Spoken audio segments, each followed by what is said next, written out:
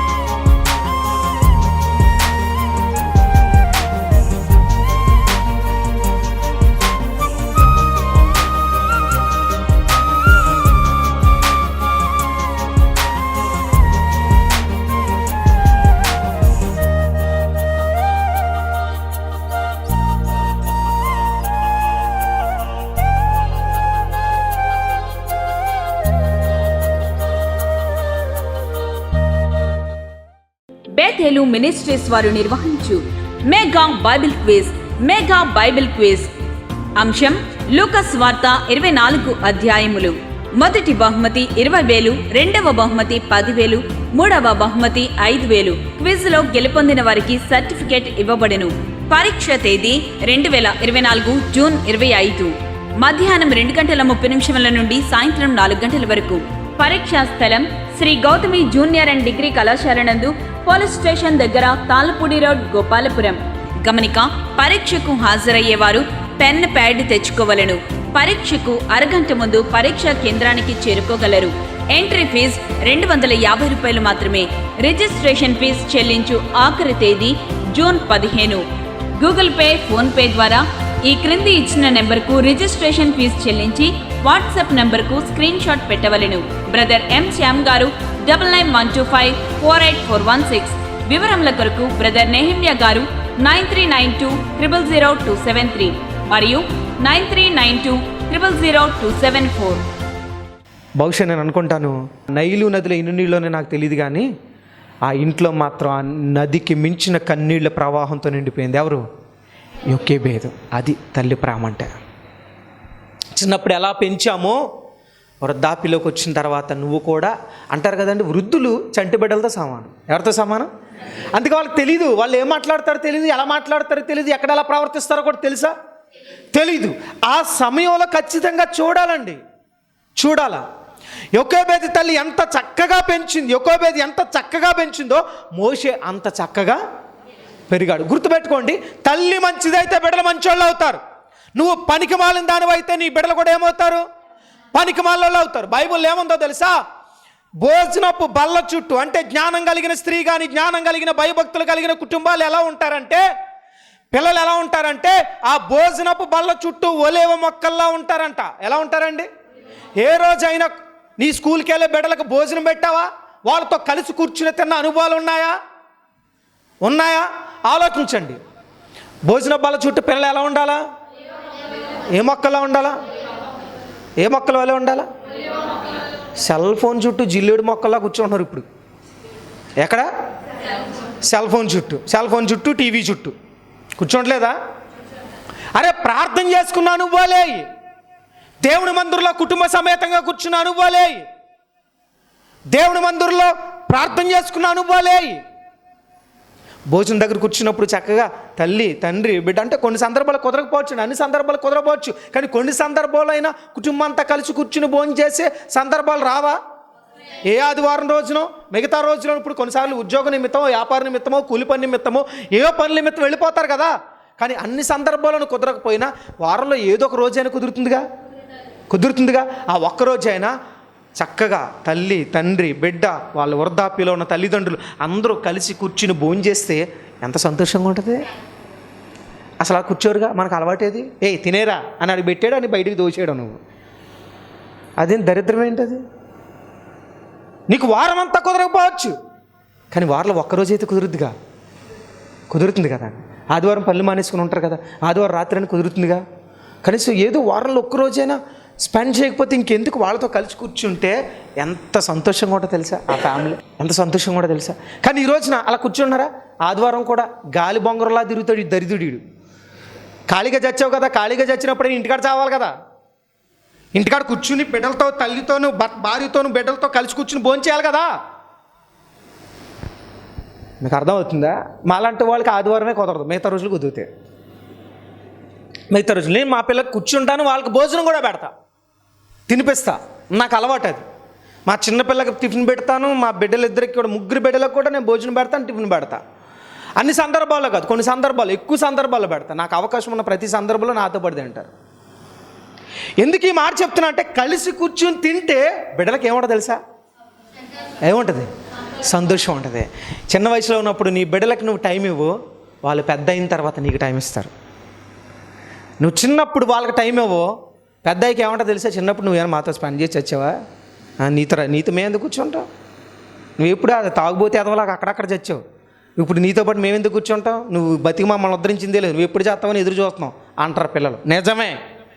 నువ్వు పనికిమాలినోడు అయితే, పనికిమాలిన దానివైతే వాళ్ళకి టైం స్పెండ్ చేయకపోతే ఆ బిడ్డల మైండ్లో అది తెలియదు అనుకుంటున్నారా? మీకు తెలుసా? చిన్న బిడ్డలకు కూడా తెలుసండి, చిన్న బిడ్డలకు కూడా తెలుసు. వాళ్ళ మైండ్లో నిక్షిప్తమై ఉంటుంది నువ్వేంటి అనేది. పెద్దయ్యకి వాళ్ళు చెప్పగలరు, మా డాడీ మాకు టైం స్పెండ్ చేయలేదు, మా అమ్మ నాకు టైం స్పెండ్ చేయలేదు. ఎందుకు ఈ మాట చెప్తున్నా అంటే, ఈ ఆధునిక యుగంలో టైం లేదంటున్నారు. ఎవరిని అడిగినా ఏం లేదంటున్నారండి? టైం లేదని. ఏం చేస్తున్నాం మరి? టైం అంటే సెల్ దగ్గర కూర్చుంటే టైం ఎక్కడా? ఆ సెల్లో కూర్చుని దిక్కుమాల రీలు చూస్తా టైం గడిపేస్తా ఉంటే ఇంకా టైం ఎక్కడ ఉంటుంది నీకు? మళ్ళీ ఏదో పెద్ద బిజీలాగా. రాత్రి నిద్ర లేదండి, ఏం చేసావు? గొడ్ల గోబలాగా సెల్ల పట్టుకుని కూర్చున్నావు రాత్రి అంతా. పొద్దున్నే నిద్రమోహంతో కలుస్తున్నాను ప్రార్థనకు, అది ఈరోజు వెళ్దాం. రాత్రి అంతా ఏం చేసావు? అమ్మో చాలా అలసిపోయినా. ఏం చేసావు అమ్మ? అలసిపోయి అంటే గొడ్ల గోబలాగా రీల్ చూశానండి. ఆ దిక్కుమాలని చూసి నిద్ర అలా ఎప్పుడు పడుకున్నా, ప్రార్థన కూడా చేసుకోకుండా పడుకున్నానండి నేను. కొంతమంది ఆ దిక్కుమాలని సెలబెట్టి స్నానం మర్చిపోయి పడుకునే వాళ్ళు కూడా ఉంటారు, మహానుభావులు. నిజమే. నేను ఇందాక చెప్పాను కదా, అతి చాలా ప్రమాదం అని. సెల్ వాడకం కూడా ప్రమాదమే, అతిగా వాడటం ప్రమాదమే.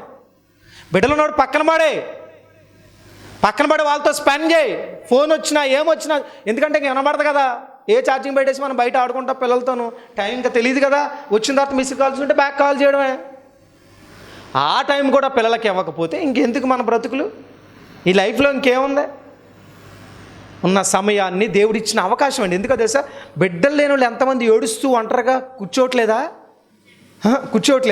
వాళ్ళు ఏడుస్తూ ఉంటే ఒక్క బిడ్డని ప్రభువా అని ఏడ్చిన సందర్భాలు ఉంటాయి. దేవుడు నీకు చక్కటి బిడ్డలు ఇస్తే వాళ్ళతో ఎందుకు టైం స్పెండ్ చేయలేకపోతుంది? చూడండి, ఎప్పుడు కూర్చోబెట్టి దేవుని కథలు చెప్తా ఉండేదంట. ఎవరండి? యోకేబేదు. నువ్వు అది చెప్పగా మీ ఆయన పనికి వెళ్ళిపోయాడు అనుకోండి, ఆడు ఎప్పుడు పనికి వెళ్ళిపోతున్నాడు, నేను ఎందుకు పట్టించుకోవాలని చెప్పి ఇంటి దగ్గర ఆడికి ఏం చెప్పకుండా ఉంటా బిడ్డలకి. నేను మళ్ళీ చెప్తున్నాను, బిడ్డలు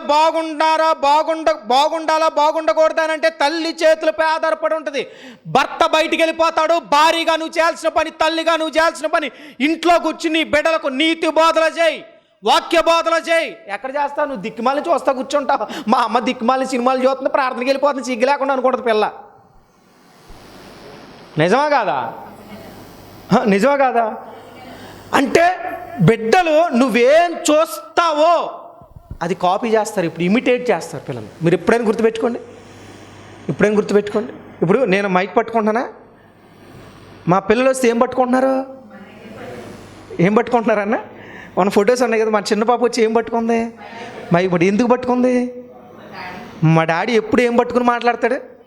ఇంటి దగ్గర కూడా ఇమిటేట్ చేస్తారు, నిస్సి వాళ్ళు ఇమిటేట్ చేస్తారు, మైక్ పట్టుకుని ఇలా ఇమిటేట్ చేస్తూ ఉంటారు. అంటే ఎవరిని చూస్తున్నారు ఇప్పుడు? నన్ను చూస్తున్నారు. ఇప్పుడు వాళ్ళ అమ్మగారు టీవీ దగ్గర కూర్చుందనుకోండి, వాళ్ళు కూడా ఎక్కడ కూర్చుంటారు? గుర్తుపెట్టుకోండి, బిడ్డలు నిన్ను కాపీ చేస్తారు. వాళ్ళకేం తెలుసులే అని అనుకోక. ఎప్పుడు బిడ్డల స్పాంజ్ లాంటి వాళ్ళు. అది మురికి నీటిలో పాడేసిన పీల్చుకుంటుంది, మంచి నీటిలో పాడేసినా పీల్చుకుంటుంది. అందుకే నిన్ను చూస్తారు, నిన్ను చూసే నేర్చుకుంటారు, నిన్ను చూసే పెరుగుతారు, నిన్ను చూసే మాట్లాడతారు. నువ్వేం మాట్లాడుతున్నావు వింటారు. నువ్వు అఫీషియల్ లాంగ్వేజ్ వాడితే వాళ్ళు అఫీషియల్ లాంగ్వేజ్ వాడతారు. నువ్వు బండబూతులు మాట్లాడుతూ ఉంటే వాళ్ళు బండబూతులే మాట్లాడుతూ ఉంటారు. తప్పెవరిదే? మళ్ళీ పాస్టర్ గారు మా ఓడి కొరకు ప్రార్థన చేయండి. అమ్మ ఇటు బూతులు మాట్లాడతాడు, ఇంటికాడి పనికి మళ్ళీ అదే మాట్లాడొద్ది, అదే అనుకుంటాడు బిడ్డ. పాస్టర్ గారు ఇది తెలియట్లేదు, నేను పెద్దయ్యకి చెప్తాను, మా పాస్టర్ గారు కొనుక్కుంటాడు. నిజమా కాదా? నిజంగా చెప్తున్నా, నువ్వు ఏం చేస్తావో నీ బిడ్డలు అది కాపీ చేస్తారు. దీంట్లో సందేహం లేదు. ఉందంటారా? చెప్పండి. ఇప్పుడు మనం బండి డ్రైవ్ చేస్తున్నాం, వాళ్ళు కూడా బండికి కూర్చుంటారు. మన కారు డ్రైవ్ చేస్తున్న కారు సీట్లో కూర్చుని కారు స్టీరింగ్ తిప్పుతూ ఉంటారు. నువ్వేం చేస్తావో బిడ్డలు కూడా. నేను అనుకుంటాను, యోకోబేదు మోకరించి ప్రార్థన చేసింది, దేవా నా ప్రజల కష్టాలు కన్నీళ్ళ నుంచి విడిపించిన ఆయన, ఈ ఐగుప్తు చెరలో మగ్గిపోతున్నారు నాయన అని మోకరించి ప్రార్థన చేసేది. ఆ ప్రార్థన ఎవరు చూశారు? ఎవరు చూశారు? మోషే చూశాడు. అంటే మోషే ఎవరి నుంచి నేర్చుకున్నాడు? ఎవరి నుంచి నేర్చుకున్నాడు? తల్లి నుంచి నేర్చుకున్నాడు. మీకు అర్థమైందా? నిన్ను చూసి నీ బిడ్డలు ఏం చేయాలా? ఏం చేయాలా? నేర్చుకోవాలి. నువ్వు మందిరంలో కూర్చుని వాక్యం వింటా ఉంటే నీ బిడ్డలు అది నేర్చుకుంటారు. నువ్వు మందిరంలో అటు ఇటు కాలుగాలిని పిల్లాగా తిరుగుతూ ఉంటే వాళ్ళు కూడా అలాగే తిరుగుతూ ఉంటారు. నిజమే కదా? అంటే ఎవరిని చూసి ఇమిటేట్ చేస్తారు?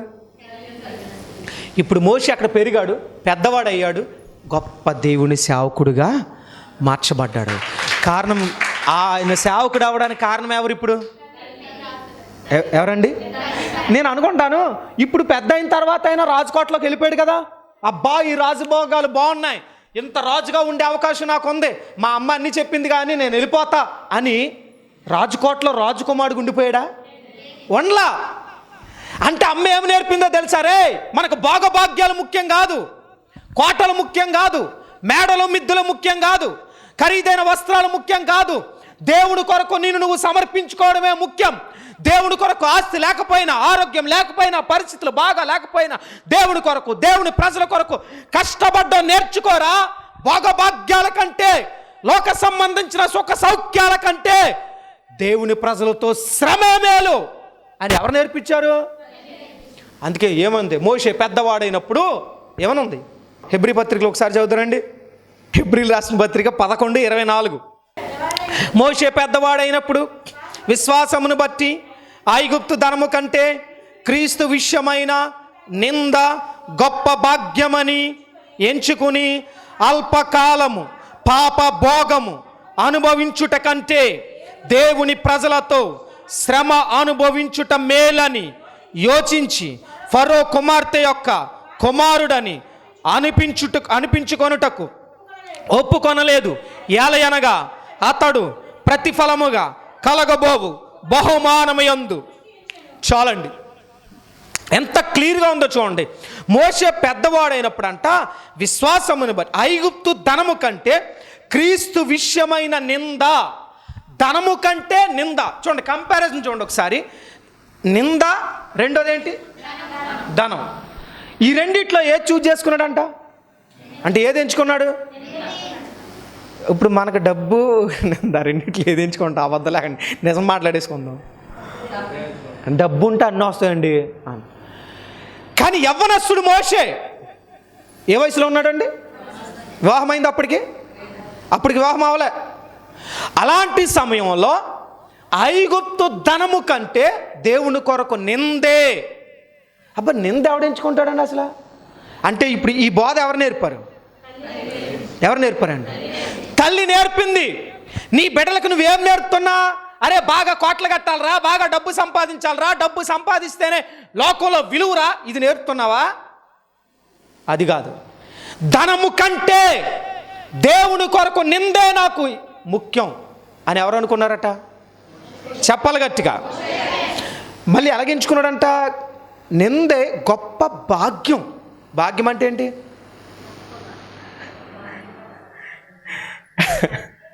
ఐశ్వర్యం అండి. అంటే ధనం, భాగ్యం, భోగభాగ్యాలు అంటారు కదా. ఐశ్వర్యము, ధనము అన్నీ, ఇంకా అన్ని ఆస్తిపాస్తులు అన్నీ వస్తాయి. ఇప్పుడు నింద గొప్ప ఆస్తిగా భావించుకున్నాడంట. ఎవరు? మోషే. ఇప్పుడు చెప్పండి, మీ బిడ్డలకి ఏం నేర్పుతున్నారు? మీరు అబద్ధం ఆడకుండా చెప్పండి. అలా ఎక్కడ మేము చెప్తున్నామండి, మాకే టైం ఉంట్లా ప్రార్థన చేసుకోవడానికి. ఆ సెల్ ఫోన్ పట్టుకుని అక్కడ బల్లులాగా దానికి అతుక్కుపోయి ఉంటే ఇంక బిడ్డలకి ఏం చెప్తాం మేము? చెప్తున్నారా మా బిడ్డలకి? ఏం చెప్తున్నారు? ఏం చెప్తున్నాడు? చెప్తున్నారు అంతేనా? చెప్పడం ఒకటే కాదు, చేయించాలి. దగ్గర కూర్చోబెట్టి నీ బిడ్డలతో ప్రార్థన చేయించాలా, నీ భర్తకు కూడా చెప్పాలా. అర్థమవుతుందా? నీ కుటుంబం అంతా కలిసి దేవుని సన్నిధిలో ఏం చేయాలా? అసలు మోషేకి ఈ మైండ్ ఎక్కడి నుంచి వచ్చిందండి? ఒకవేళ నిజంగా ఫరో కుమార్తె దగ్గర పెరుగుంటే, అరే నాన్న మన కింగ్స్ రా, మన ఇష్టం, భాగ్యాలు అనుభవించడానికే పుట్టాం, మనం రాజయోగంలో పుట్టాం కాబట్టి నువ్వు దీనికి తగ్గట్టే ఉండాలిరా అని పెంచేది కదా, అవునా కదా? ఎక్కడుంటే ఆ బుద్ధులు వస్తాయి. ఇప్పుడు ఈ మోషే ఎక్కడున్నాడు? యోకేబేద్ దగ్గర ఉన్నాడు. యోకేబేద్ ఎవరు? ఆత్మీయురాలు. ఎవరు చెప్పండి? ఆత్మీయురాలు గనకనే ఆత్మ సంబంధమైన విషయాలన్నీ చెప్తూ పెంచుతూ వచ్చింది. ఆ పెంపకమే మోషేని ప్రయోజకుని చేసింది. యవన కాలం వచ్చినప్పుడు ఏమన్నాడు తెలుసా? అక్కడ అల్పకాలము పాప భోగము అనుభవించుట కంటే దేవుని ప్రజలతో శ్రమ అనుభవించుట ఏమనుకున్నాడండి? ఇప్పుడు చూడండి, యవన కాలంలోకి వచ్చిన తర్వాత సహజంగా ఎవరైనా ఏమనుకుంటారు? ఇలా చూడమ్మా, ఎవరైనా ఏమనుకుంటారు సహజంగా? లైఫ్ని ఎంజాయ్ చేయాలి. అప్పుడే ముసలోళ్ళు అయిపోయామా? వయసు లేదా? ఈ వయసులో చేయకపోతే ఇంకెప్పుడు చేస్తాం? మోషే అనుకున్నాడా? ముసలోడా మోషే? చెప్పండి. అవనస్తుడు. యవ్వన కాలంలోనే నింద గొప్పదని ఎంచుకున్నాడు. పాప భోగం వద్దు అనుకున్నాడంట. మనం పాప భోగం కావాలనుకుంటాం, పాపమే సౌఖ్యం అనుకుంటాం.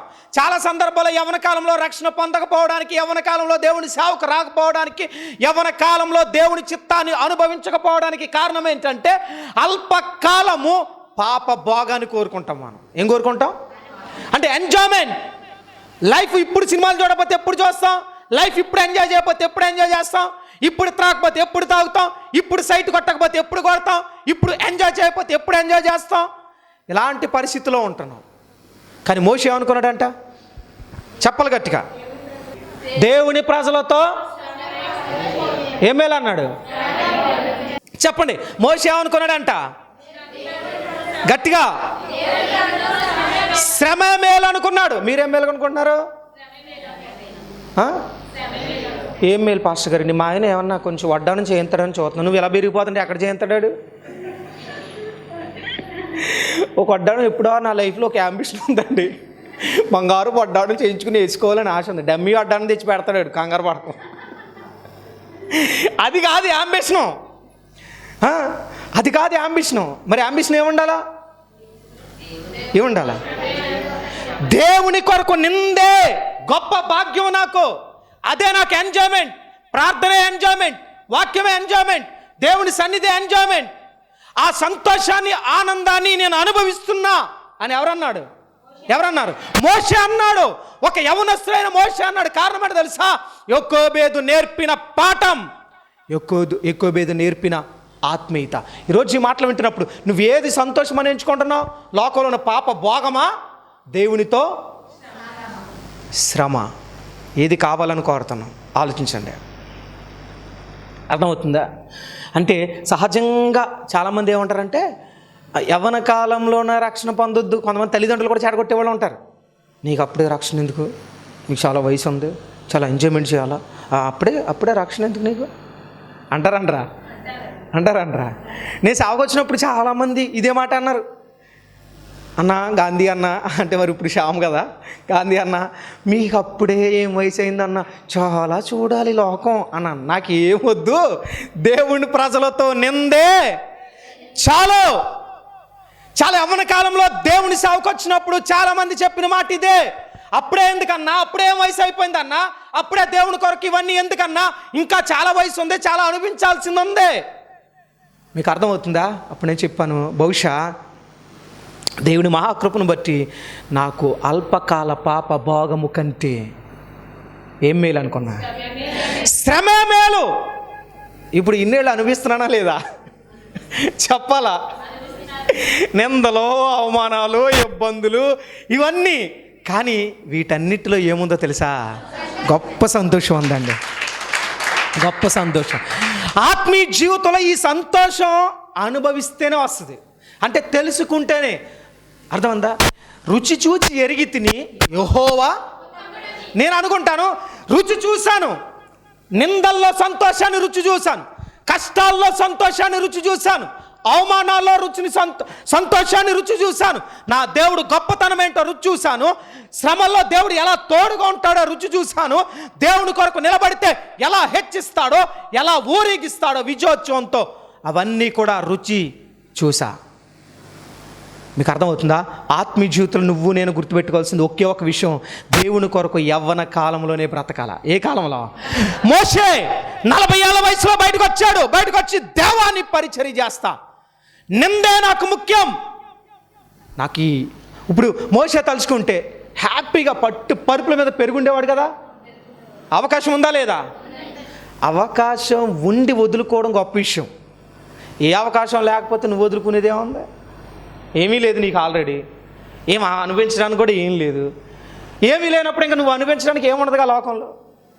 కానీ అన్నీ ఉండి వాటిని వదులుకొని దేవుని పరిచర్య చేస్తూ, దేవుని కొరకు వదులుకొని కష్టాన్ని కూడా సంతోషంగా స్వీకరించగలిగి ఆత్మీయత ఉంటే అప్పుడు నువ్వు ఆత్మీయుడు, ఆత్మీయురాలు అని లెక్క. నువ్వు వదులుకోవడానికి ఏదైనా ఉండాలి కదా. ఏం లేదే. మోషే వదులుకోవడానికి కోటలు వదిలాడు, పట్టు పరుపులు వదిలాడు, రాజకుమార్తె యొక్క కుమారుడుగా ఉండే భాగ్యాన్ని వదులుకున్నాడు. ఇప్పుడు ఈరోజు మాట్లాడుతున్నప్పుడు దేవుని కొరకు మనం ఏం వదులుకున్నాం? ఏం వదలలేదండి. ఇంకేదైనా ప్రాఫిట్ వస్తుందని ఎదురు చూస్తున్నామండి దేవుడి నుంచి. అదేనా? ఆస్తి వదులుకున్నా, ఐశ్వర్యం వదులుకున్నా, పేరు వదులుకున్నా, ప్రతిష్ట వదులుకున్నా, సీరియల్ వదులుకున్నా, సినిమాలు వదులుకున్నా, బూతులు వదులుకున్నా, పాప భోగాన్ని వదులుకున్నా, నాకున్న సంతోషాలు వదులుకున్నా, దేవుడు పరిచర్య సంతోషంగా భావించి దేవుడి కొరకు నిలబడుతున్నా అని చెప్పగలిగే ఆత్మీయత ఉందా? మోషేలో ఉంది. అది ఎవరిలో ఉంది? మనలో ఉండాలా. మోషే అన్ని వదులుకున్నాడండి. అందుకే మోషేకి దేవుడు ఎంత గొప్ప బిరుదులు ఇచ్చాడండి, ఎంత గొప్ప అవకాశాన్ని ఇచ్చాడు. అసలు చెప్పాలంటే దేవుడు ఒక రకంగా చెప్పాలంటే ఒక టైంలో అహరోను గురించి, మిరియాం గురించి వీళ్ళతో ఏమన్నా తెలుసా? నువ్వు వాళ్ళకి దేవుడుగా ఉంటావు అన్నాడు. గతంలో చెప్పాను కదా మీకు. ఎలా ఉంటావు అన్నాడు అంటే మోషేని ఎలా చేశాడు తెలుసా? ఎలా చేశాడు మీకు అర్థమవుతుందా? ఒక సమయంలో చూడండి, ఒకసారి ఒక వాక్యం చదివిస్తాను. చాలా ఎంత గొప్పగా దేవుడు ఇచ్చించాడు చెప్పడానికి ఒక ఉదాహరణ. సంఖ్యాకాండం. ఇప్పుడు ఈరోజు నా పాఠ్య భాగం అదే, అంతే గుర్తొచ్చింది. సంఖ్యాకాండం 12వ అధ్యాయం. ఇప్పుడు 11వసారి ఈ అధ్యాయం చదువు ఇవాళ. అంటే బైబిల్ 10 సార్లు కంప్లీట్ అయింది. 11వసారి ఇప్పుడు ఈ అధ్యాయం వరకు వచ్చింది అనమాట. ఈరోజు 12వ అధ్యాయం చదివా. 11వ వచనం ఒకసారి చదవండి. 12వ అధ్యాయం 11వ వచనం. అహరోను, అయ్యో నా ప్రభువా, ఇది నోట్ చేసుకోండి. అహరోను అయ్యో నా ప్రభు అని నోట్ చేసుకోండి. తర్వాత చదవమ్మా. మేము అవివేకులము, పాపులమైన మేము చేసిన ఈ పాపమును మా మీద. ఆయన ఏమన్నాడు? అయ్యో నా ప్రభు అని ఎవరికి ప్రార్థన చేస్తున్నాడు? అహరోను ప్రార్థన చేస్తున్నాడు. ఎవరికి? ఇప్పుడు ఒకసారి కింద చదువుతారండి. 12వ వచనం చదవండి ఒకసారి.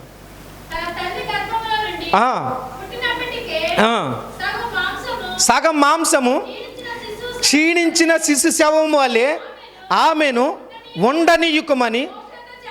ఇప్పుడు చాలు. ఎవరితో చెప్పాడండి? నా ప్రభువా అని ఎవరి గురించి మాట్లాడు? ఆ మాట ఎవరినన్నాడు? తన తమ్ముడిని, మోషే గారిని. అహరోను పెద్దోడు, మోషే చిన్నోడు. కానీ ప్రార్థన ఎవరికి చేశాడు తెలుసా? దేవునికి కాదు. అయ్యో నా ప్రభువా అని మోషేతో మాట్లాడుతున్నాడు. ఎందుకో తెలుసా? వీళ్ళిద్దరూ కలిసి వెటకారం చేశారు. ఎవరిని? మోషేని. చూడండి, సొంత అన్న అక్క ఒకే కడుపును పుట్టారు. అంటే ఎక్కువ బేదకు పుట్టిన 3 పిల్లలు వీళ్ళు. వాళ్ళిద్దరూ అంటే దేవుని కోపం రగిలిందట. ఎవరి మీద? అహరోను మిరియాం మీద. నేను అందుకే చెప్తాను, దైవజనుడు ఎంత చనువిచ్చినా సొంత కుటుంబస్తులైనా ఒళ్ళు దగ్గర పెట్టుకుని ఉండాలని చెప్తా. ఇప్పుడు వీళ్ళ మిరియాంకి ఏం పుట్టించాడట? ఏం పుట్టించాడండి? కుష్ఠరోగాన్ని పుట్టించాడు. ఎందుకండి? వదిన గారి మీద డైలాగ్, మరదల మీద డైలాగ్ వేసింది ఈవిడి. ఎవరి మీద అంటే ఎవరు? మోషే భార్య. నల్లపిల్ల. ఈ నల్లపిల్ల దొరికిందేట్రా నీకు అని అంది. అంటే అందే మోషేని వెటకారం చేసి మాట్లాడింది. మోషే కోపరాలే, మా అక్కే కదా అనుకున్నాడు. కానీ ఎవరికి మండిందంట? అందుకే మిరియాం కుష్ఠరోగం వస్తే అహరోను వచ్చే నా ప్రభువా అన్నాడు. ఎవరిని? సొంత తమ్ముడినండి. బాగా వినండి, దేవుడు ఎంత గొప్పగా హెచ్చిస్తాడు అని అంటే ఒక దేవుడి స్థానంలోకి మోషేని దేవుడు నిలబెట్టాడు. నా ప్రభువా అని ఎవరిని అంటాం మనం? దేవుణ్ణి అంటాం. కానీ ఒక దైవజనుడిని సొంత తమ్ముడిని పట్టుకుని, నా ప్రభువా పుట్టినప్పుడే ఈమె బలహీనరాలు, దయచేసి ఆవిడకి కుష్ఠరోగాన్ని ఎవరిచ్చారండి? ఇప్పుడు కింద వచ్చిన ఒకసారి చదవండి, కింద నేను మూసేశాను, మీరు చదవండి ఒకసారి 11వ వచనం. మోషే ఎలుగెత్తి, దేవా దయచేసి, చాలండి. ఇప్పుడు ఎవరు ప్రార్థన చేశారు? మోషేకి ఎవరు ప్రార్థన చేశారు? నా ప్రభువా అన్నాడు.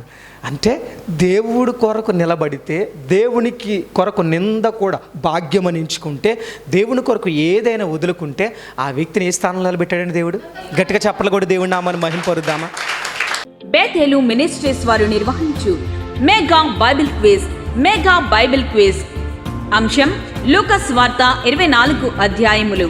మొదటి బహుమతి 20,000, రెండవ బహుమతి 10,000, మూడవ బహుమతి 5,000. క్విజ్ లో గెలుపొందిన వారికి సర్టిఫికేట్ ఇవ్వబడెను. పరీక్ష తేదీ 2024 జూన్ 25 మధ్యాహ్నం 2:30 నుండి సాయంత్రం 4 గంటల వరకు. పరీక్షా స్థలం Shri Gautami junior and degree కళాశాల నందు, పోలీస్ స్టేషన్ దగ్గర, తాళ్ళపూడి రోడ్, గోపాలపురం.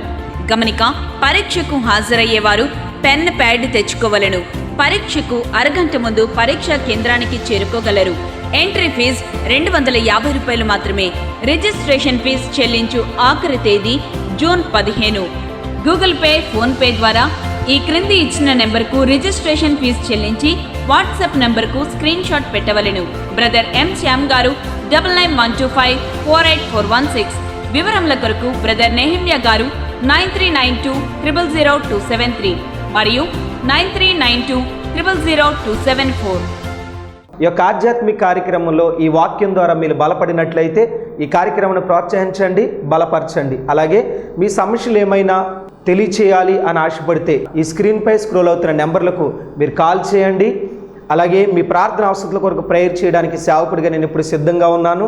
అలాగే నా వర్తమానాలు మీ ప్రాంతాల్లో వినబడాలి అని ఆశపడితే ఎవరైనా సరే దైవ సేవకులు కానీ మరి ఎవరైనా ఈ స్క్రీన్పై కనబడుతున్న నెంబర్లకు మీరు కాల్ చేయొచ్చు అని ప్రభు పేరిట తెలియజేస్తున్నాను.